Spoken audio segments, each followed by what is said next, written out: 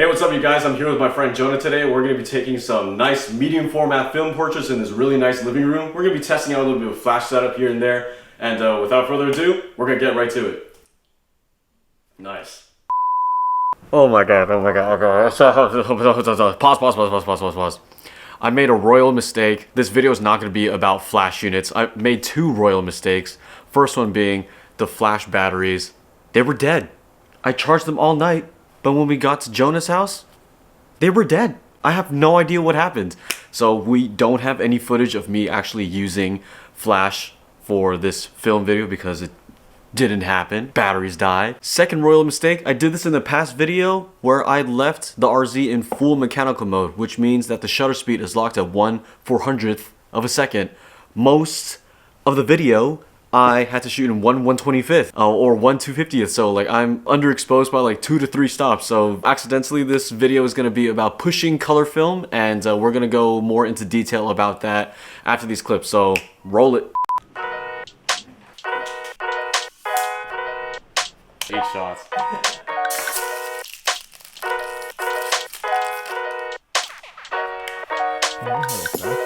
That's the best feature.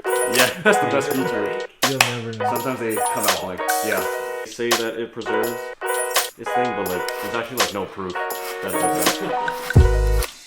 Alright. Game time. You don't have to worry yet. Finger just right over this. Like this. Yeah, kind of like this. Like if you, yeah, just like that. Just like that. Yeah. Right here. And first shot of the day.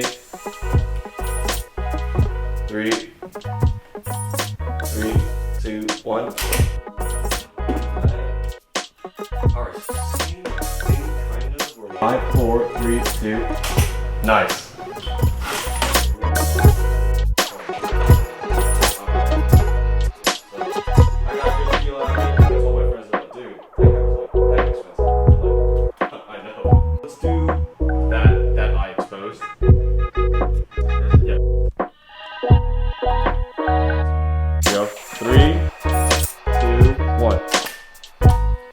That's the one. Really hope this roll comes out. Alright, we're gonna do it. And let's have you shoot towards the middle. Yeah. There you go.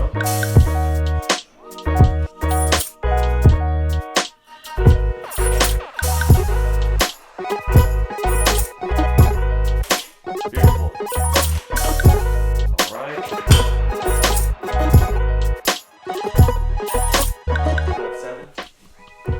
Yeah, this guy's got the number count. Yeah, that is 7. No pressure. No pressure, no pressure. He's like, alright, when are you gonna take the good shots now? You have 3 more tries. Alright, so kind of like in this dynamic scene that you see right here, because Jonah's face is in complete broad daylight, but his body's kind of in half shade. What I do personally is I do like instant light metering for the sun. So it says 250 at f16, but in the shade, it says 250 at f4. So you kind of like average out the settings so that it doesn't lean too far into the highlights and like only expose that and then leave the shadow muddy. You don't want to expose with the shadows only and then leave the highlights completely blown out. So just meter both and then kind of average it out. It's kind of like a guess and check system, and you have to like learn as you go.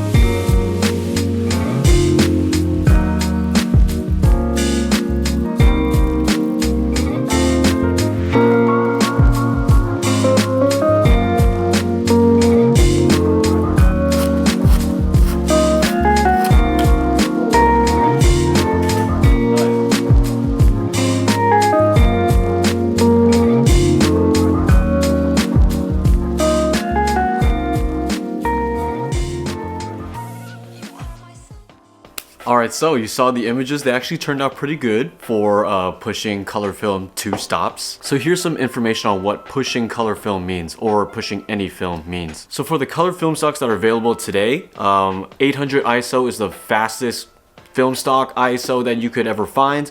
But if you want to shoot in 1600 or 3200 for like low light situations like you would with a digital camera, you can't do that like in body. You have to fix that in the chemical development process of the film. So pushing it essentially means that while you're developing the film, you're letting it like stew in the chemical bath for a little longer than it should have, and the midtones and the highlights start to increase in brightness, but the shadow details don't come back like it would in Lightroom for a digital file. The details in the shadows that weren't exposed are just going to stay dark and black, and it's going to result in a much contrasty image because of the midtones and highlights, increased brightness. So if you're looking for a more contrasty look, this is one way of doing so. It looks great in black and white film, so I would encourage you to try that out. But there are a couple caveats to pushing color film. Caveat number one is that the grain is going to be exacerbated. Now, Portra 800 is already a grainy film stock, but it's much more emphasized here because I pushed it 2 stops.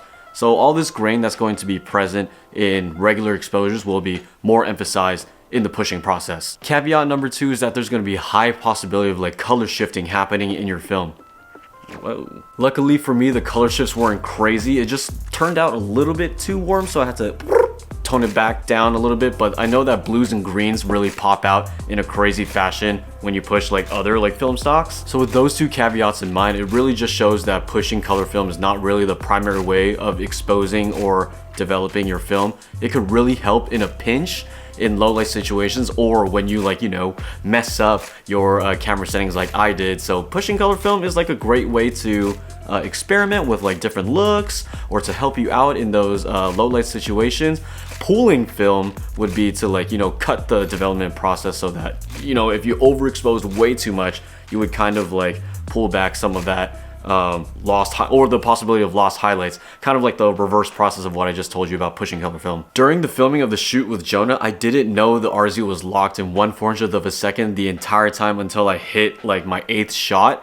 And the moment I realized that was when I fired it, and I noticed the dark slide was in the camera, and I was like, why did that happen? And then when I realized that, I was like, oh shoot, everything is underexposed by 2 to 3 stops. And I waited for Jonah to leave the room to go get water or something, and me and my friend Arnell, the guy who was filming this video, shout out to Arnell for helping me film this video, he and I were discussing like, I have to expose the last 3 shots 2 to 3 stops underexposed to keep it consistent, with the intention of pushing the entire roll 2 stops. Because when you're pushing your film, you can't just like pick and choose which frames you want to like increase or decrease in like highlights or details or whatever. It's not like digital raw files. You either push the entire film or you don't. So I had to keep shooting it incorrectly for the last remaining frames, and it hurt because like I was running a huge risk of having none of these photos turning out well. So after I finished the Portra 800 roll, I actually reshot all those photos on Fuji Pro 400H, and I told Jonah that like, oh, I'm just shooting to compare film stocks, which I will want to do in the future for sure, but I wanted to take backup photos. And this is kind of like a tip for like any photographer out there who's watching this. When you make a mistake, don't tell the client you made a mistake. Like, just keep rolling with like the shoot and keep your cool, because I feel like when you really just tell like the people who you're photographing that you messed up and that you have to redo some stuff, the credibility and the trust between client and vendor starts to get lost, and then they really start to question like, does he actually know what he's doing? So in these types of situations, just play cool and say like you really want to just like retake the shot, or you have another idea in a similar fashion, and then you just keep rolling with it. Because I mean, Jonah's my friend, and like he probably would have been cool with me redoing the shots anyways. But in client situations and paid situations where money is like on the line, just be cool, you know. Don't let them know that you like messed up. It happens, you know. I'm a professional photographer and I still mess up, so you know, when you make a mistake, just be cool. And yeah, just don't make mistakes.